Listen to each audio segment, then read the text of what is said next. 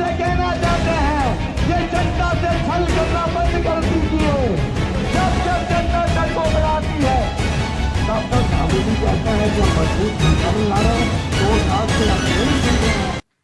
अपनी रगों में दौड़ता हुआ जुनून मांग रहे हैं कि अपनी रगों में दौड़ता हुआ जुनून मांग रहे हैं, अपने लिए थोड़ा सा सुकून मांग रहे हैं और कुछ ज्यादा नहीं, बस अपनी जमीन के लिए एक सशक्त भू कानून मांग रहे हैं, बस अपनी जमीन के लिए एक सशक्त भू कानून मांग रहे हैं। नमस्कार दोस्तों, जैसा कि हम सभी जानते ही हैं कि विगत कुछ वर्षों से हमारे उत्तराखंड में भू माफियों का जाल बढ़ता ही जा रहा है, जिसके विरोध में उत्तराखंड के कोने कोने में समय समय पर इसका विरोध किया गया है तथा साथ ही भू कानून तथा मूल निवास 1950 की मांग भी उड़ती रही है।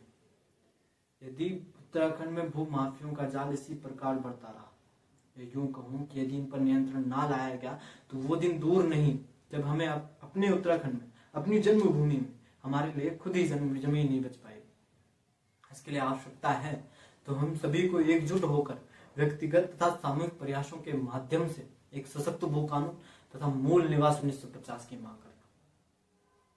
उत्तराखंड के परिप्रेक्ष्य में भू कानून को समझने के लिए मैं आप सभी के सामने कुछ आंकड़े प्रस्तुत करना चाहूंगा। कृषि विभाग की एक रिपोर्ट के अनुसार वर्ष 2011-12 से वर्ष 2022-23 के मध्य उत्तराखंड में कृषि भूमि की उपज के लिए जो भूमि का प्रयोग की जाती थी में 17% कमी होगी। 17%। एक छोटे उत्तराखंड राज्य के लिए एक बहुत बड़ा पैमाना होता है। एक दूसरी रिपोर्ट की बात करें तो उत्तराखंड राज्य की स्थापना के समय उत्तराखंड के पास कुल कृषि उपज की भूमि थी 7.70 लाख हेक्टेयर, लेकिन यहाँ घटते घटते घटते सन 2020 तक 6.48 लाख हेक्टेयर हो गई है। यानी आप समझ रहे हैं, हमारे हाथों से 1.22 लाख हेक्टेयर भूमि चली गई। अब आप सभी के मन में प्रश्न जरूर आ रहा होगा कि ये भूमि आखिरकार चली तो चली कहाँ गई, क्योंकि उत्तराखंड की 70% आबादी तो वैसे भी कृषि पर निर्भर करती है। तो मैं आप सभी को बता दूं कि इनमें से कुछ भूमि बंजर है, क्योंकि उत्तराखंड वैसे भी प्रवास की समस्या का सामना कर रहा है, और बाकी बची भूमि उद्योगपतियों ने हड़प ली। और ये आंकड़े सिर्फ 2020 तक के हैं। 2021, 22, 23, 24 न जाने कितनी भूमियों को इन उद्योगपतियों ने हड़प लिया है। सरकार को यह मालूम है कि उत्तराखंड में दिनों दिन कृषि और वनों का योगदान घटता जा रहा है, इनका उन्मूलन हो रहा है, लेकिन सरकार को एक कदम उठा नहीं। और मैं आप सभी के सामने सभी से अनुरोध करता हूं कि आप सभी व्यक्तिगत तथा सामूहिक प्रयासों के माध्यम से सशक्त भू कानून की मांग करें। अब मैं आप सभी के सामने कुछ आंकड़े प्रस्तुत करना चाहूंगा, या यूं कहूं कि ऐसे कौन से कारण हैं जिसके कारण हमें सशक्त भूमि कानून की मांग करनी पड़ रही। इसके लिए मैं आप सभी को थोड़ा सा उत्तराखंड के इतिहास की ओर ले जाता हूं। हम सभी जानते ही हैं कि सन 2000 में उत्तराखंड राज्य का स्थापना हुई। यहाँ इससे पहले यूपी का एक भाग था, जो उत्तराखंड के निवासियों के संघर्षों, बलिदानों और अदम्य साहस के फलस्वरूप हमें उत्तराखंड राज्य मिला है। उत्तराखंड के निवासियों ने अपनी संस्कृति, परंपरा को बचाए रखने के लिए सरकार से एक सशक्त भूमि कानून की मांग की। सरकार ने सन 2003 में, उस समय हमारे उत्तराखंड राज्य के मुख्यमंत्री थे नारायण दत्त तिवारी, उन्होंने इस दिशा में कदम उठाए तथा एक भू कानून, उसका नाम था उत्तर प्रदेश भूमि सुधार अधिनियम 1950 में सुधार किया तथा यह अधिनियम बनाया या यह कानून बनाया कि उत्तराखंड में कोई भी बाहरी व्यक्ति 500 स्क्वायर मीटर से ज्यादा भूमि नहीं खरीद सकता।